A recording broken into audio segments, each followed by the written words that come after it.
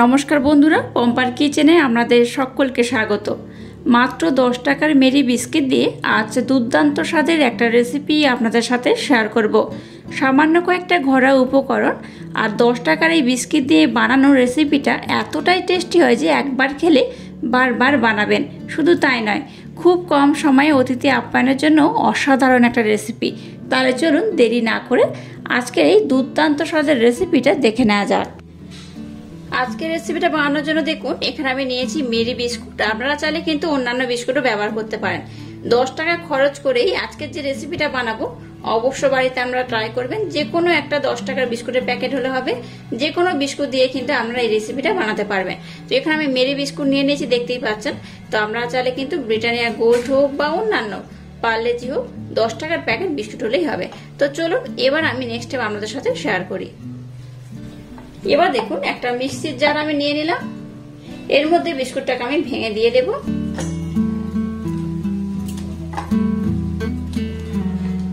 এবার বিস্কুটটাকে আমি খুব ভালোভাবে ব্লেন্ড করে নেব।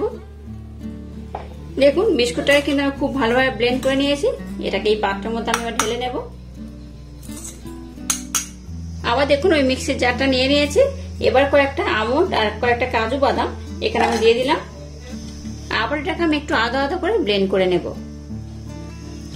এবার দেখুন, গ্যাসটা জ্বেলে দিয়ে একটা কড়া বসিয়ে দিয়েছি।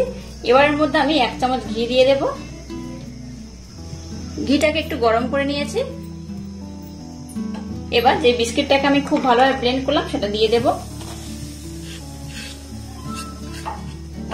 এবার ঘির সাথে বিস্কুটটাকে আমি একটু ভালোভাবে মিক্সড করে নেব।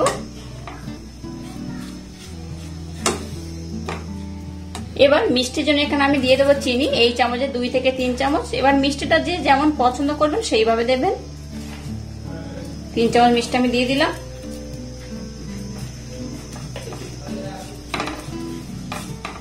চিনি আর বিস্কিটের গুঁড়োটাকে আমি খুব ভালোভাবে দেখুন মিক্সড করে নিয়েছি। এবার এখানে দিয়ে দেবো লিকুইড দুধ।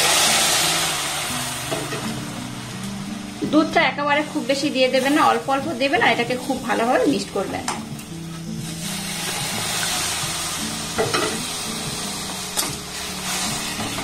আজকে বিস্কিট আর দুধ দিয়ে যে রেসিপিটা বানাচ্ছি অবশ্যই একবার ট্রাই করবেন, দারুণ খেতে হয়।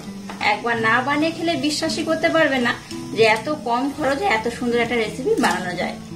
তো যাই হোক, এবার এটাকে আমি খুব ভালোভাবে মেখে নেবো, দেখতেই পাচ্ছেন। আর একটু দুধ দিয়ে দিলাম। দুধের মাপটা আমি আর বললাম না, যে যেমন বিস্কিট ব্যবহার করবেন ঠিক ততটা কিন্তু দুধের ব্যবহার করতে হবে। আমন্ড আর কাজু বাদাম যেটাকে আমি ব্লেন্ড করলাম সেটা এবার দিয়ে দেব। কাজু আর আমন্ডটা দিয়ে আবার এটাকে আমি খুব ভালোভাবে দেখুন মেখে নেব এইভাবে। আবারও একদম শেষে একটু ঘি দিয়ে দেব। এই মিষ্টিটা বানাতে খুব একটা বেশি সময় লাগে না, খুব কম সময়ে বানানো হয়ে যায়। এটা বানাতে যেমন কম সময় লাগে, উপকরণ তেমন কম, আর খুবই কম খরচে এটা বানানো হয়ে যায়, আর খেতে হয় কিন্তু অসাধারণ। তো ঘিটা দিয়ে দেখুন, আবার এটাকে আমি খুব ভালোভাবে মেখে নিয়েছি। আর দেখুন, কড়াই গা থেকে কিন্তু ছেড়ে আসছে, দেখতেই পাচ্ছেন কেমন হয়েছে। এটা কিন্তু খুব ভালোভাবে রেডি হয়ে গেছে।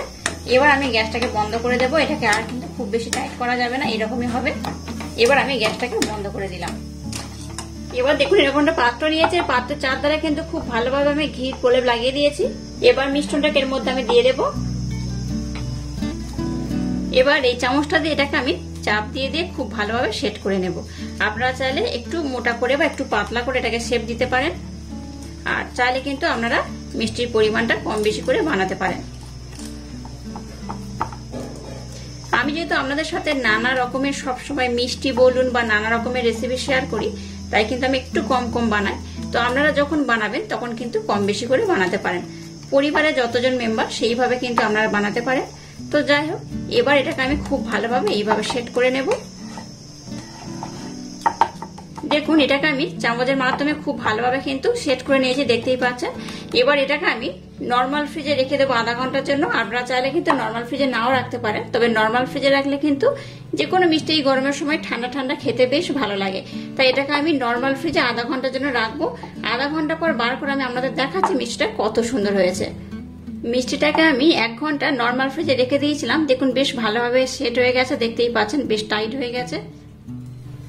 মিষ্টিটাকে এবার কেটে দেখাচ্ছি, দেখুন এটা কত সুন্দর হয়েছে। আপনারা চাইলে কিন্তু ছোট বড় যার যেমন ইচ্ছা সেইভাবে কিন্তু শেপ দিতে পারে।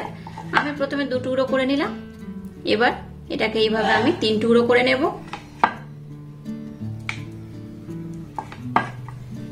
এই দেখুন মিষ্টিগুলো দেখাচ্ছি, দেখুন কত সুন্দর হয়েছে। এই দেখুন এইভাবে এই বিস্কিটটা দিয়ে যদি এইভাবে মিষ্টি বানান, দেখবেন বাচ্চা থেকে বড় সবাই ভীষণ মজা করে খাবে, আর খুব কম সময়ে কিন্তু এটা বানানো হয়ে যায়। অসম্ভব সুন্দর খেতে হয়, আর একবার এইভাবে খেলে দেখবেন বারবার বানিয়ে খেতে ইচ্ছা হবে। মিষ্টি দোকানে যে কোনো মিষ্টি স্বাদকেও কিন্তু এটা হার মানাতে পারে। অসাধারণ খেতে হয়, দেখতে তো খুবই সুন্দর হয়েছে, দেখতেই পাচ্ছেন কতটা সুন্দর হয়েছে। আর আজকের এই ইউনিক স্টাইলে মিষ্টি রেসিপিটা যদি আপনাদের ভালো লাগে, তাহলে চ্যানেলটাকে লাইক, শেয়ার, কমেন্ট এবং সাবস্ক্রাইব করবেন, আর পাশে থাকা বেল আইকনটা প্রেস করে দেবেন। তাহলে টাটা, আবার দেখা হচ্ছে নতুন কোনো রেসিপি নিয়ে।